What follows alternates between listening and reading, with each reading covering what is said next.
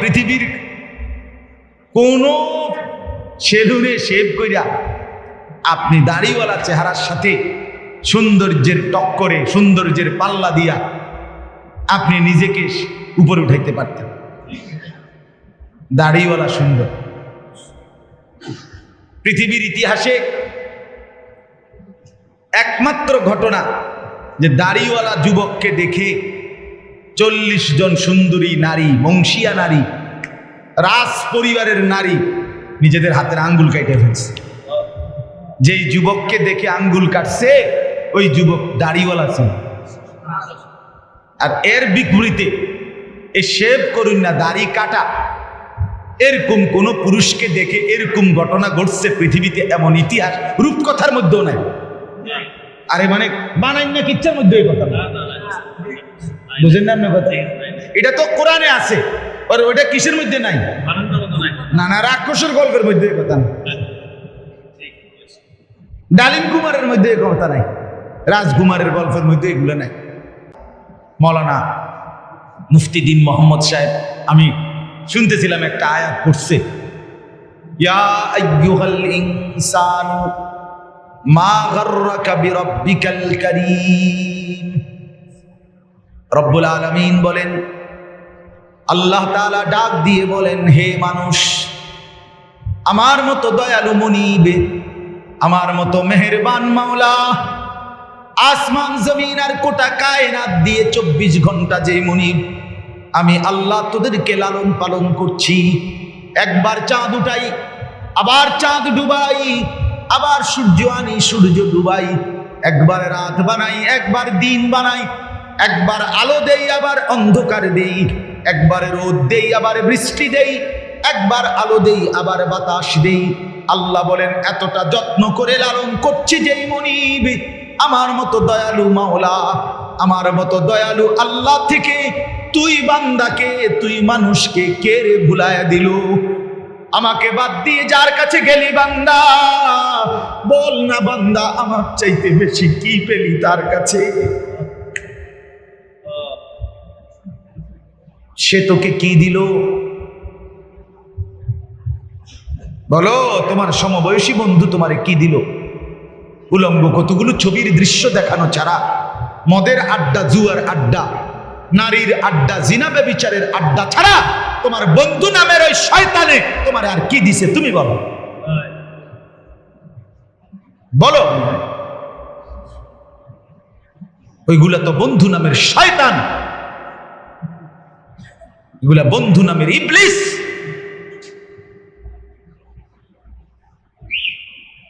আল্লাহ আমাদেরকে বুঝ দান করে। এজন্য বাপ, আমি কোরআনুল কারীমের একটা ছোট্ট আয়াত তেলাওয়াত করেছি, আর অল্প একটু সময় আমার মূল কথা বলা হয়ে গেছে। আমি পবিত্র সন্তান, পবিত্র মুসলমান, পবিত্র যুবক দেখতে চাই তুমি সুন্দরভাবে সাজো। তোমার আমি বলি নাই জামা সিরা, প্যান্ট সিরা, তোমারে আমি বলি নাই তোমার নাকে ময়লা, চোখে ময়লা, দাঁত মাজো না, এরকম হতে আমরা বলছি কোনোদিন? ইসলাম মানে কি এই কথা? না, সবচেয়ে সুন্দর যেটা, সেটার নাম ইসলাম। সবচেয়ে পবিত্র, সবচেয়ে পবিত্র, সেরা সুন্দর ইসলাম। রাসূলুল্লাহ সাল্লাল্লাহু আলাইহি ওয়াসাল্লামকে আল্লাহ বলছে আলা খুলুকিন আযীম। আপনার চলাফেরা, কথাবার্তা, আপনার আচরণ, উচ্চারণ, সবকিছু সর্বশ্রেষ্ঠ, সর্বশ্রেষ্ঠ। সাহাবী বলতেন, হায়, হযরত কাব ইবনে মালিকের হাদিস আমরা পড়ছি, উনি বলেন নবীজি সাল্লাল্লাহু আলাইহি ওয়াসাল্লাম যখন হাসতেন, আমাদের মনে হইতো পুরা চাঁদ যেন হাসি দিয়ে উঠছে। ইদা সুররা ইস্তানারা ওয়াজহুহু কাআন্নাহু কিতআতুম মিনাল কামার। সাহাবী বলেন, যেন ওই মুখ, ওই চেহারা, সেটা যেন চেহারা না, সেটা যেন চাঁদের একটা টুকরা। এরকম সুন্দর ছিল।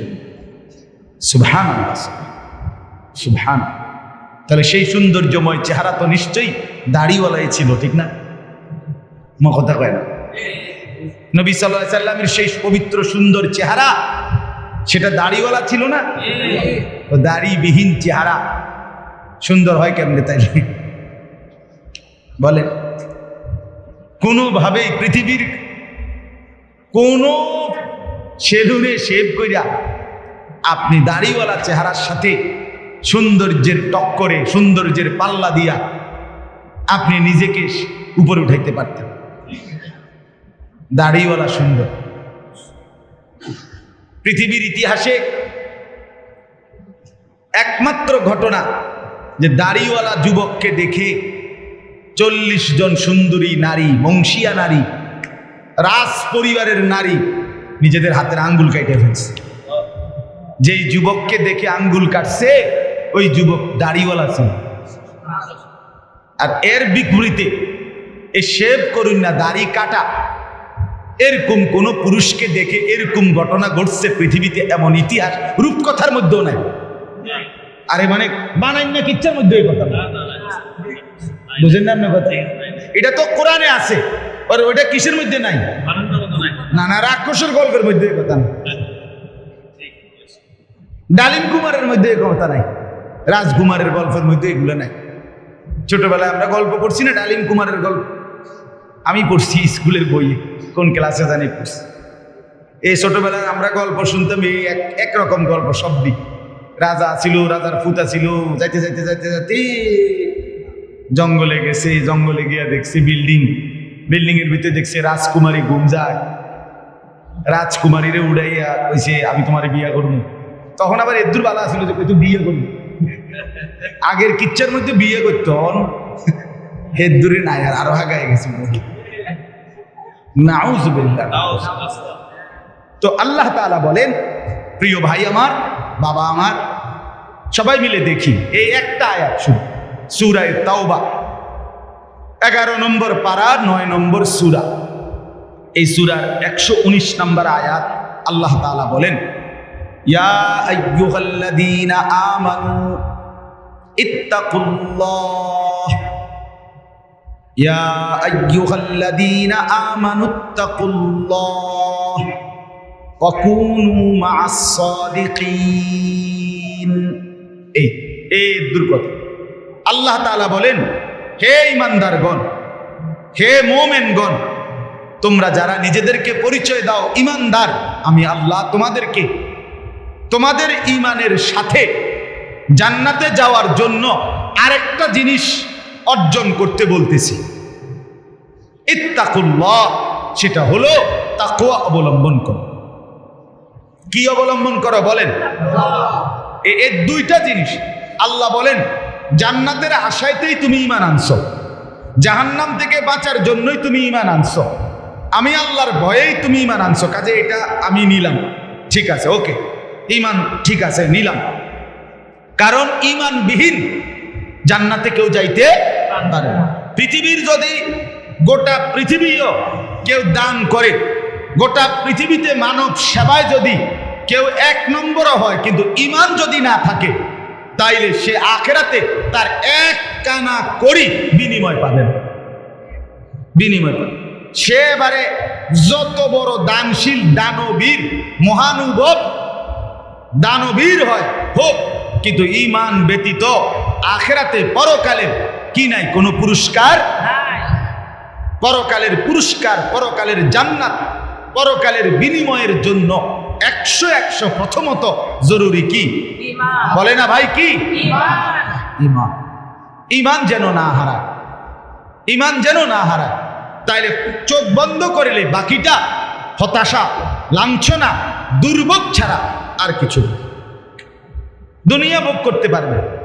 এখন একটা প্রশ্ন, যে যারা দুনিয়াতে ইহুদি, খ্রিস্টান, ইউরোপিয়ান, অমুসলিম যারা ভালো কাজ করে, তাদের কি তাইলে কোনো পুরস্কার নাই? হ্যাঁ, পুরস্কার আছে। আল্লাহ তাআলা তাদেরকে দুনিয়াতেই পুরস্কার দিয়া তাদেরকে দুনিয়ার মধ্যেই দিয়ে দেন। এই জন্যই তো দুনিয়াতে এত বাড়ি গাড়ি, এত অর্থবিত্ত, এত সুখের উপকরণ তাদেরকে দিয়ে রাখছে। আল্লাহ তাআলা বলছেন, তোমরা বা তোমাদের কেউ যে কিছু কাছে ভালো কাজ করে, এরই লেগে দিয়ে দিলাম, যা পারো এনে ভাত তরকারি খাইয়া, আর পরে কি এনে আগায় এলাম, যা ভোগ করো এখানে করো, আখিরাতে নাই, পরকালে নাই। ওয়াদারনি ওয়াল মুকাদ্দিবিনা উলিন নি'মাতি ওয়া মাহিলহুম কালিলা। ইন্না লাদাইনা আনকালা ওয়া জাহিমা। আল্লাহ বলে মিথ্যাবাদী নাফরমান পাপীদেরকে আমি দুনিয়া দিচ্ছি বলে আমার বান্দারা মোমেনরা আমারে কিছু কইও না, একটু সুযোগ দাও, আমি তাদেরকে দেই একটু, কয়টা দিন দেই, কালিল কয়টা দিন, এরপরেই আমার কাছে আগুনের বেরি এবং আগুন আমি আল্লাহ তাদের জন্য রেখেছি, সেটা হাসরের ময়দানে আসলেই দেব। অতএব 1 নম্বর পুঁজি আমাদের ঈমান। কি ভাই বলে না? সবাই বলি ঈমান। ঈমান কিন্তু শুধু লা ইলাহা ইল্লাল্লাহ তুমি পড়তে পারো এটার নাম না, এটা ঈমানের কালেমা, এটা ঈমানের আবশ্যক অংশ। কিন্তু মুমিন মানে, ঈমানদার মানে শুধু এতটুকুকেই বলেন। আল্লাহর নবী সাল্লাল্লাহু আলাইহি ওয়াসাল্লাম বলেন, আল ঈমানু বিদউন ওয়া সাবউনা শু'বা। ঈমানের 77টা শাখা আছে। ঈমান যদি একটা গাছের নাম হয়, বৃক্ষের নাম হয়, তো সেই গাছের 77টা ডাল আছে। সবগুলো ডাল সমানভাবে টিকে থাকলে সেই গাছের নাম ঈমানের গাছ। অতএব যার জীবনে এই 77টা শাখা পূর্ণ আছে তাকেই বলে মুমিন, তাকেই বলে ঈমানদার, তার গন্তব্যই জান্নাত। এখন যদি বলি এতটি কি আমরা পারমু? অবশ্যই পারবেন না। কেন? আপনি পারবেন বলেই তো আপনাকে মানুষ বানাইছে। যদি পারতেন না তো আপনার আল্লাহ গরু ছাগল কুকুর বিড়াল বানায়। যারে আল্লাহ মানুষ বানাইছে এটাই প্রমাণ করে তাকে আল্লাহ ইসলাম মানার, দ্বীন মানার, কোরআন মানার, রসুলের সুন্নাত মানার পূর্ণ যোগ্যতা দিয়েই বানাইছে।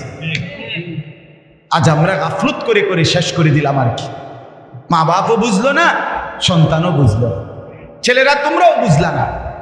ওই মোবাইলওয়ালা, ওটা নামাও, হেলান ছেড়ে দাও, হেলান ছেড়ে দাও, ছাড়ো, হেলান ছাড়ো।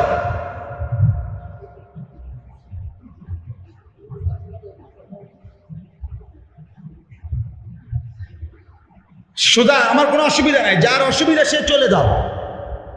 একজন হলে একজনকে বললো আমার কোনো আপত্তি নেই, কিন্তু গাফেল না হয় ভাইয়া। দিল না খুললে, মনের মধ্যে যদি সামান্য অনুভূতি না থাকে, জীবনও পরিবর্তন হবে না রে ভাই। দেখতে দেখতে জীবন শেষ হয়ে যাবে।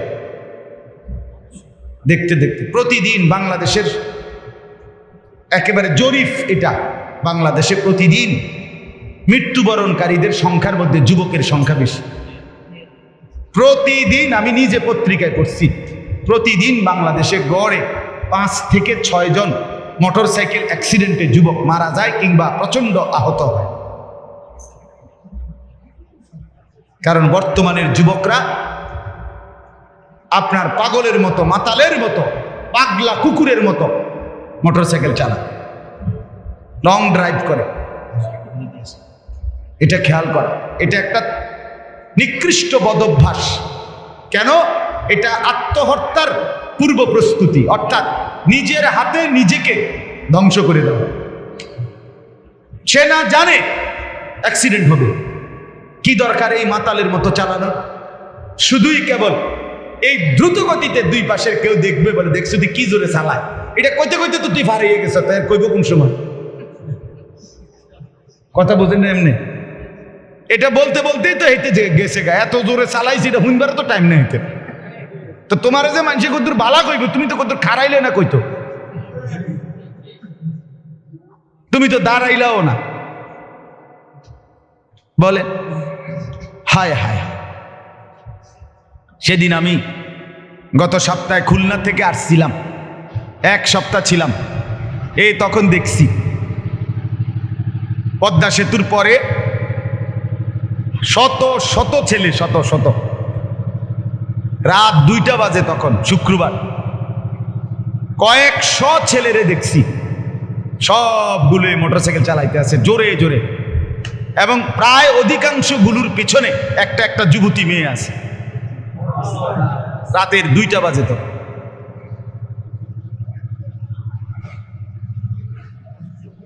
করো, দুনিয়া ভোগ করো, ও চিরেই যেহেতু ফেরেশতা লাথি দিবে, কাজেই দুনিয়া ভোগ করো। ও চিরেই যেহেতু কবরে জাহান্নামের আগুন অপেক্ষা করছে, কাজেই দুনিয়া ভোগ করো। আল্লাহ তাআলা আমাদেরকে মাফ করে দেন। আনিসুর রহমান, আশরাফি ওয়াজ, আখেরাতের ফেরিওয়ালা।